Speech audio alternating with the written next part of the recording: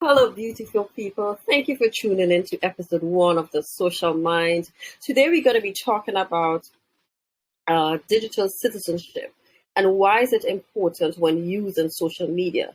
And my guest today is social media strategist Kimron Corian, and he is going to really give us a broad idea, a broader perspective on how we should use social media and why is it important to respect each other when using the various social media platforms. So welcome, Kimron, to the Social Mind, and thank you for taking your time from your schedule to come and share your expertise.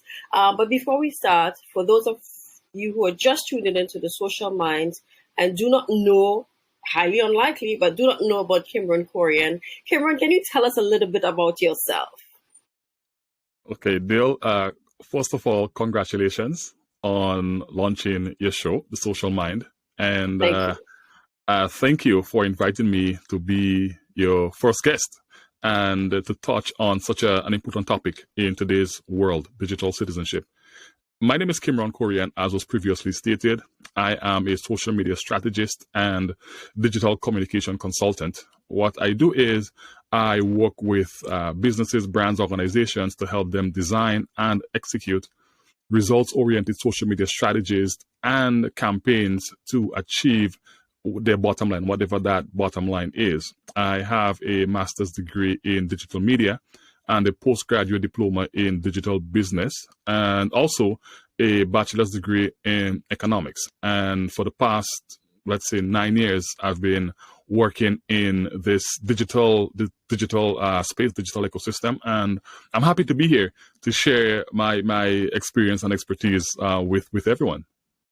Again, thank you for coming, and I'm happy that you committed to be my first guest. So, Kimron, first of all, before we get any deeper, I want you to define or tell us what is digital citizenship and why is it important? Okay, happy to do so. Digital citizenship is the responsible use of technology by persons using digital devices and the internet to engage at all levels of our society. Right? So that's essentially what digital citizenship is. And it's important because today we live in the digital era. We live in what they call the digital age. So it's important that we understand how technology, how we interact with technology and our wider society. It's no longer a situation where, you and I might meet, let's say, in the park or at school or, at church. We can now interact. We're now having this interview virtually without being in the same space. Right. So it's important. So it's very important that we understand what digital citizenship entails and how we need to interact with with our society when using those different devices and the internet and social media. All right. Thank you so much for that explanation. I still want to go a little bit further. I want you to explain why respect, because as you've seen over the last couple of months, last couple of years, there has been some incidences where people were embarrassed. Everybody pull out their camera, their cell phone, and they take a video and they just post it and share it. And sometimes it's an embarrassing moment for other persons, right? I want you to tell us, why is respect important in digital citizenship? So respect is not only important in digital citizenship. I mean, respect is important in all aspects of life. Correct. To be a decent human being, the least you can do is have respect for others. However, when we are talking about digital citizenship, what the internet has done, the internet has created a space or an avenue where anybody and everybody now have a voice. Now, it doesn't matter if your perspective or your point of view on a particular topic is right or wrong. The internet has created an avenue where we can share. Anybody that has a smartphone today is now a media company, and we can broadcast and share anything that we want without thinking about the repercussions or the consequences that might have on us, or it might have on other people. So one, when we're talking about respect, we're talking about tolerance towards other people in the online space. Not because somebody disagrees with your point of view or something that you posted means that you have to go off on that person, or it means that that person somehow has something against you. We need to ensure that we understand that you and I are different people. We have different life experiences. We might have gone through the same thing, but really have had a different experience. We may have gone to the same school, but I could have had a negative experience and you could have had a positive experience. It doesn't make my experience right or your experience wrong. Therefore, what we find happening is people online, you share something or you post something, and then people who disagree with you will now start attacking you for your point of view on a particular subject, on a particular matter. So first of all, we need to understand that we are all not the same people. Now, we need to exercise some level of tolerance and to ensure that the things that we are putting out there, because we have a responsibility to ensure that we are using the platforms that we have to not mislead or to lead people astray or down the wrong path. We have a responsibility to ensure that the content that we are putting out is factual. And not putting out content that you know for a fact that the content that you're putting out is this deceitful, misleading, it's incorrect, it's a lie, it's false, it's fake information, fake news. You have a responsibility to ensure that you do your checks and balances, because when we're putting things out there, we are exposing these things to the world, and there are people who are looking on.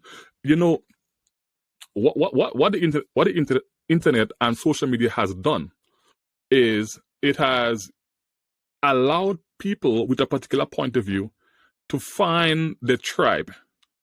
So you might be existing within a particular community, and you might be the only person in that community with a particular point of view on a topic.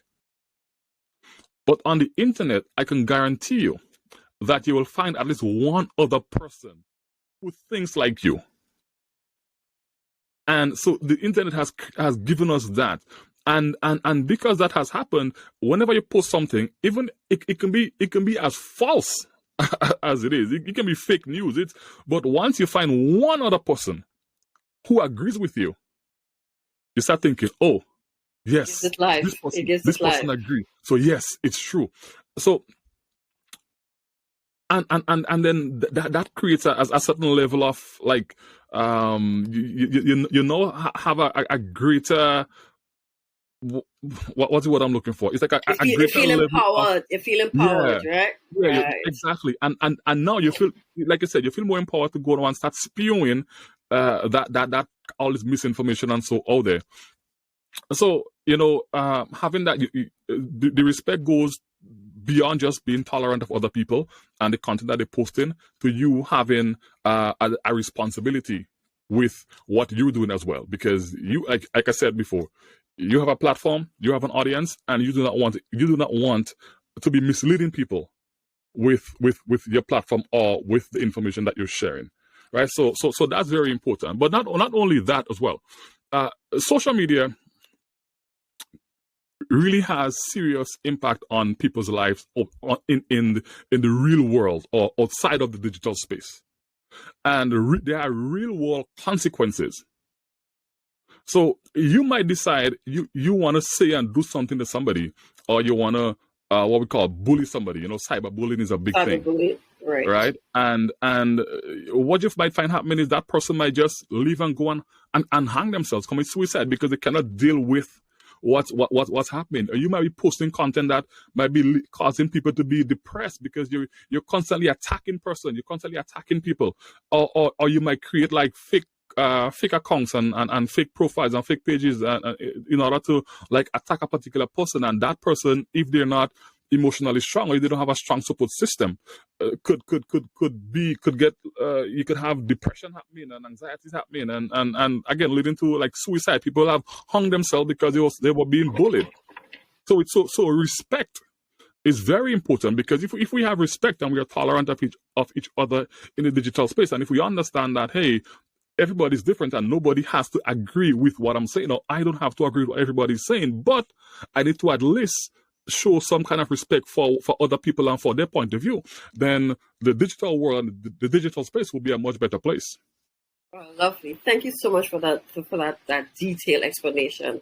However, I noticed that you spoke about sometimes the negative things that people could post. But sometimes you have friendships or relationships where people share things that are truthful, not non-factual. They are truthful, and then there's a disagreement or some conflict, some contention between that group or these persons, and they take to posting those things on social media because they are angry, because they are bitter, I guess, in the moment and time. How do you then how then do we deal with those issues when we are if we are to be good digital citizens? So first of all, again, this one in particular, I don't even think it has to do with being a good digital citizen. I think it has to do with being a good person.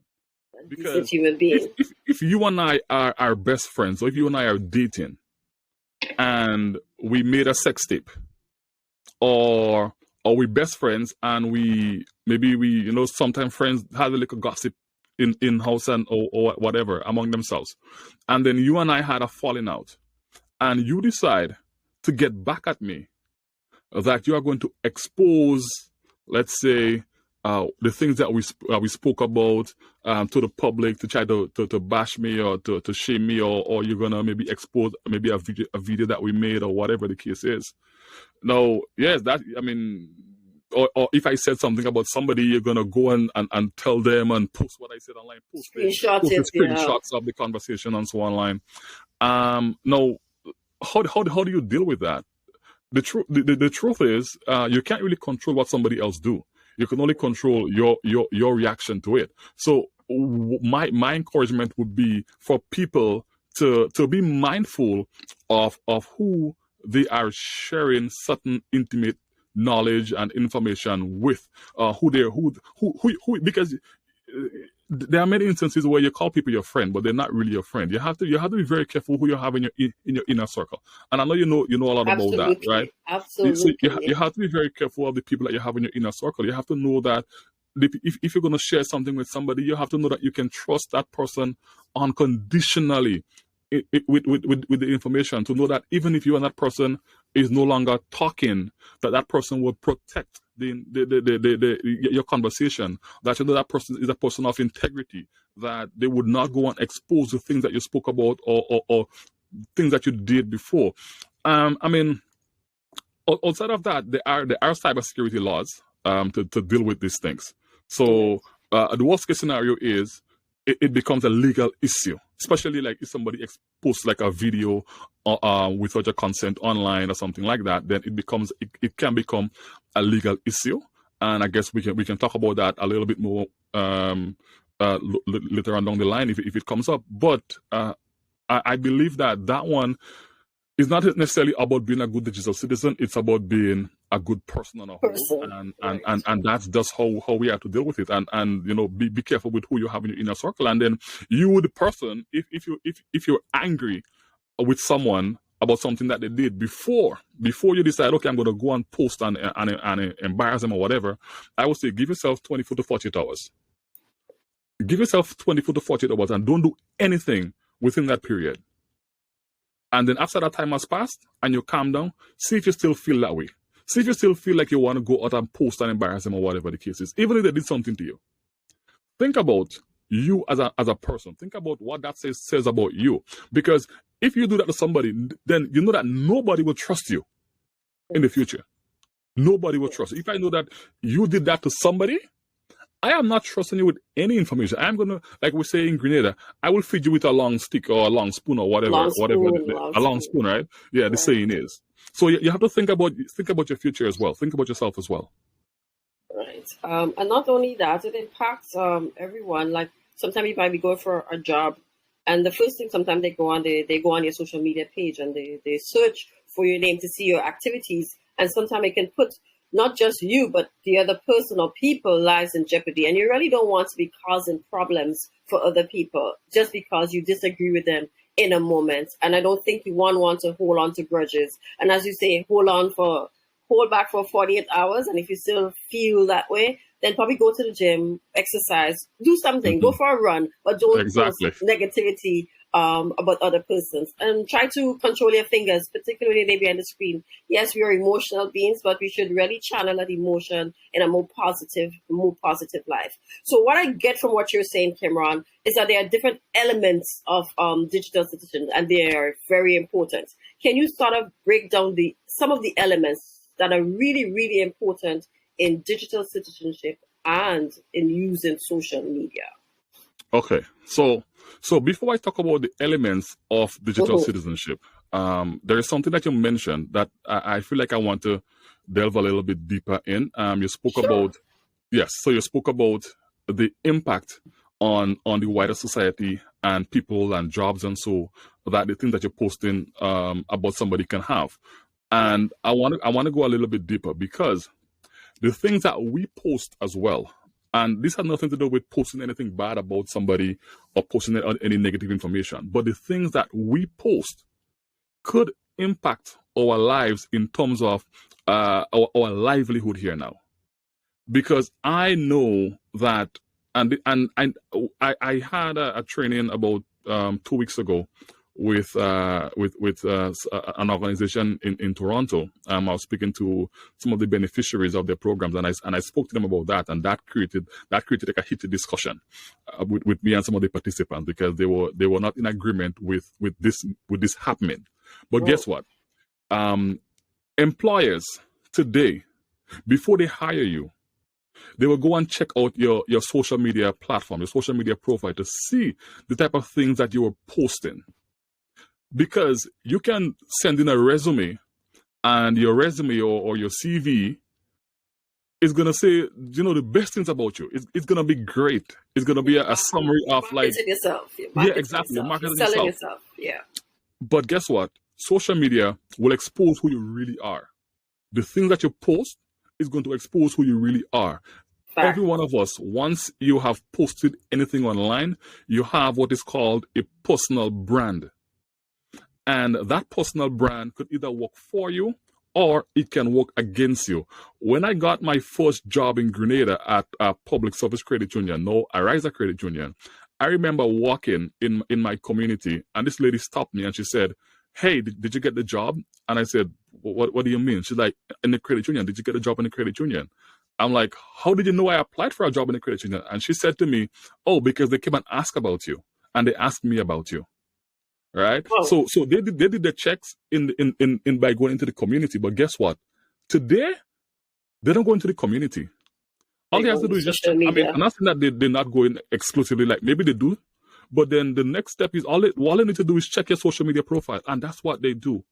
I know of a situation where a company was prepared they did some interviews and so on. They were going to hire some people, and they were prepared to make some offers. They had the offers in place, and they went and checked. I think it was five. They were hiring five people, and to me this is extreme, right? But they were hiring five people, and after checking those people's social media, they rescinded all the offers Wow. because they're saying that that is not the kind of representation that we want within our community. Those people, the things that they do, what they believe in, Mm-hmm. is not the values that we ascribe to. It's So not in we line need with the company culture, right? exactly.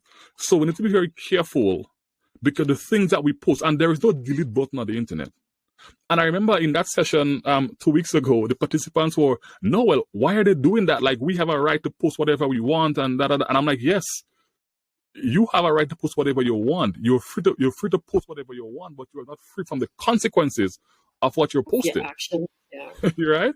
It's the same thing as saying you have freedom of speech. Yes, you have freedom of speech, but you don't have freedom of the consequences of the thing that you say. Right. So we need to be very careful about that. And not only that, like I said, the internet has no delete button, which means that people are going to find. You might think you deleted, but guess what? Somebody saved that video and just have it there waiting. They screenshotted that post and they just have it there waiting somewhere, just waiting for you. That's the reason why people, you might see, like in the US and so, politicians have been losing their jobs for things that they posted or things that they did 30 years ago. Correct. You know, and to me, like it's to me it's ridiculous. Like, because I'm like 30 years ago, the person that I was, I mean, I'm not the same person I was last year. Or yesterday, for that matter. Or even, thank you. Right. But here we are, people they're losing their jobs because of things that they did like 30 years ago. So that's to tell you the power of the internet and the power of the digital space. So now that we touched on that, now let's look at the elements of digital citizenship. And the first one is digital access. What do I mean by that is, you will think that in the digital age, that people have access to the internet, people have access to the devices that, you know, can give them that connectivity. But no, in 2022, the digital divide is still wide. They'll look at after COVID, when a lot of schools were online. People did not have computers in their homes. Some parents had to be using their phones so that their kids could access some of the lessons, and some people didn't even have a proper smartphone to do that, right? So to be a good digital citizen, or just to be a digital citizen, to participate in the digital space, you must have access. So that's the first element of digital citizenship. The next element is digital commerce, right? And we're here now looking at the use of money to do transaction online. In many countries, we're still, especially in the Caribbean, we're not 100% on board with, you know, using our cards online and so on and so forth. Or even paying our bills online, for that matter. People still go line up and wait to pay their bill because they feel safer that way. They want to make sure that it's done. And okay, I know that I did it. So they don't have that confidence, I would argue, in the digital space. Exactly, right. So it's how do we use money in the digital space? And so part of our digital citizenship and being a good digital citizen is understanding and knowing how do we use money, and not just how do we use money, but how do we use money safely in the digital space. Because you don't want to be like going out there, putting your card into any old website and losing and then losing hackers hacking into your card, taking all your money, whatever the case is, right? The next part is digital communication. Dale, when was the last day you sent a letter to a friend overseas in another country? I don't know. Exactly. I haven't in forever. But right? what I did do is send, I do written notes, you know. Sometimes you go into the office and you didn't see that person, but you might be out for the day. So you just say, hi, good morning. I hope you have a good day. I'm out for the day. But I do notes, but not letters. That's a whole different thing because now, digital communication is that the technology has advanced enough that we are able to, like you and I are now doing this interview, and we're not in the same space. No. I am able to jump on my phone and send you a quick WhatsApp message. You get that message in like 1 second. So part of the digital citizenship is being able to communicate effectively in the digital space using the technologies that exist. And then we have like digital literacy, right? And again, digital literacy has to do with looking at the content or the understanding how all the technologies and how everything that we have, how they work together, how everything operates, right? So we need to become good digital citizen as digital. Sorry, we need to be digital literate. You know, because one thing we need to do is be able to understand what is the difference between fake content, what is the difference between real content, and like we just spoke about, what are the negative impact that this could have on our lives, right? So that's where our digital literacy comes into play. The next element of digital citizenship is digital etiquette. One of the things that is there's like etiquette as it relates to when you at a table dining etiquette and so on and so forth. What fork to use here, or what spoon to use here, or how to you should put your hand on the table or not, or whatever, right? So digital etiquette really and truly it really shapes our behavior. With how do we use some of those platforms? It's looks at our attitude and our behaviors online, and then we have like digital law, and again, the digital space has created rooms or whatever you call it for negative interactions.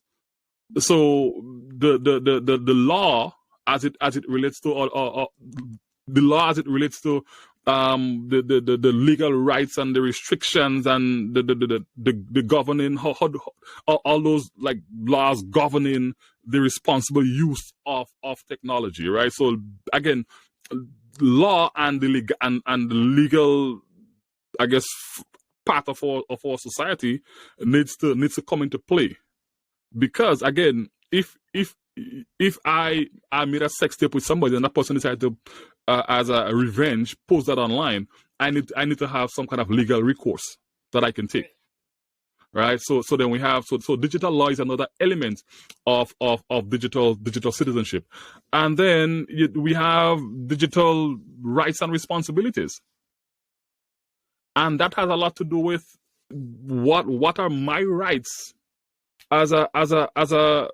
digital citizen. We have rights as human beings in the offline space. We have responsibilities in the offline space. The same thing happens, or the same thing exists in the digital space. I have a right to protection against cyberbullying. You have a responsibility to not bully me online, right? So that's another area of digital citizenship. And then you want to look at digital health and wellness, and this is very important because there, like I said before, the things that you do to somebody online, the thing that you say to somebody online could lead to anxiety, depression, and people can potentially harm themselves based on what you said to them. Or about them, exactly. Right? You post something about somebody online and they see it and they're like, holy crap. They can't take it because no, they have to go to school the next day.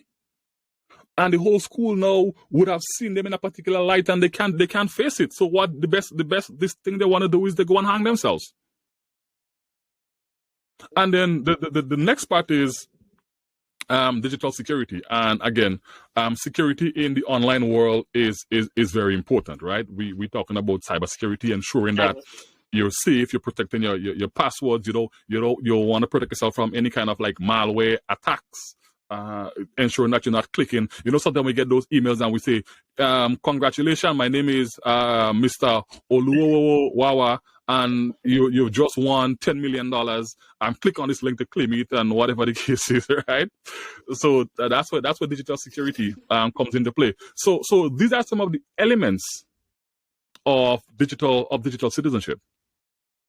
I hope that I was succinct enough and not to like drawn out. And I thought you gave us a good explanation of that, and using perfect examples. I'm sure the person's tuning in, and somewhere along the line you can relate to something that you would have said in terms of the definitions and the explanations. So Cameron, just before we wrap up, is there anything else that you would want to share with us that you have not touched on or I have not mentioned? So I know you're that you're the expert, so I want you to tell us everything. So is there anything that I would have missed that you think that we need to know in terms of us being good digital citizens and being respectful towards each other? So digital citizenship, I mean, this is like we can sit there and talk about digital citizenship for like an entire day, maybe an entire month. I just listed in a like very briefly like 9 different elements of digital citizenship, and each one could be like its own the social mind episode by itself, right? Because it's not like I went deep into everything.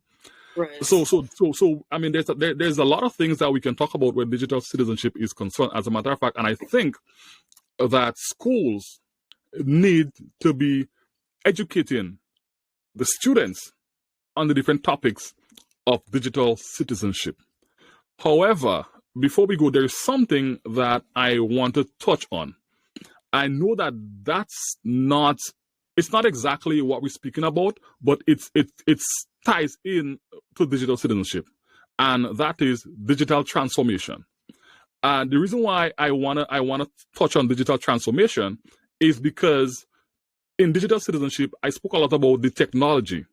I began by saying that digital citizenship is the responsible use of technology by persons who using the internet, social media, and digital devices to engage at different levels of our society.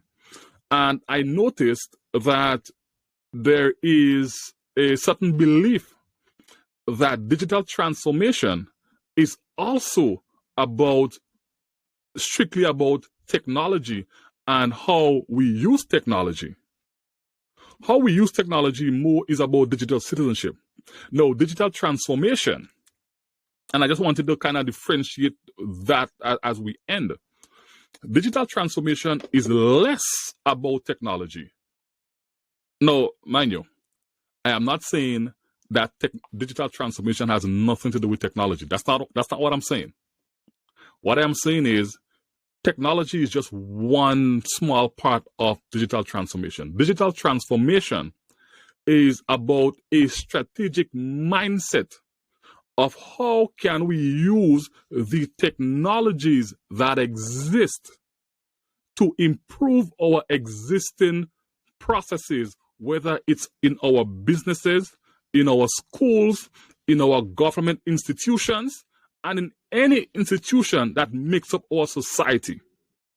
So the transformation starts with a mindset. And digital transformation is no different. Digital transformation starts in the mind, because we just stated when we were speaking about digital commerce that there are people who are unwilling to pay their bills online. They still prefer to go and stand up in a long line because they do not trust entering their card information online. So how do we then create a space? How do we then create that space where people feel safe? The technology exists. The technologies will always exist. Technology would evolve, whether we like it, whether we're ready for it, whether we are aware of it, whatever. Technology will evolve, whether we're ready for it or not. Technology is constantly evolving. So digital transformation is not just about the technology, because the technology exists. Digital transformation is about the mindset. It's about a strategic mindset and being able to use that mindset to embrace the technologies that exist for our use. Right? So I feel like I wanted to just clarify this last part, to clarify this before we wrap up, because I tend to see a lot of people talking about, digital transformation is about technology and it's about new technology and creating new technology, and it's not. The technology is already there. The technology is there, whether we use it or not. It's there. It's there, and not only that, the technology keeps evolving on a daily basis. There are people who are technology scientists who, on a daily basis, coming out with new things. That's all they do. Yeah. That's all they do. They come out with new things. Absolutely correct. Yeah. So we don't have to go and try to find the technology. The technology is there. It's about our mindset. Reinvent the wheel. We don't have to reinvent the wheel. It's about embracing that technology to make our lives easier. That's where digital transformation comes in. Thank you so much, Cameron. I glad you delved into that because it had my mind ticking in different ways of thinking about something else for the social mind. So thank you so much, Kimron, for coming and sharing your expertise with us about digital citizenship and why it's important that we be good digital citizens when using all the various social media platforms, not just Facebook or TikTok, but also WhatsApp, through text messaging and so on, because people can be bullied, as you say, through various forms and forums. So thank you so much, Kimron, for coming on and being the first guest on my show, The Social Mind. Hopefully, I can invite you back again so you can expound Absolutely. upon the latter. So thank you so much, and I look forward to working with you. I'll be happy to be back. Just let me know when. Lovely. All right. Bye-bye. Thank you, Dil. Thank you guys for tuning in to the first episode of The Social Mind. Next week, tune in for another episode that is, I think it's going to be something exciting that you guys would want to look forward to. I have a social scientist that is coming in next week, so I hope that you tune in. Thank you so much for watching the first episode of The Social Mind.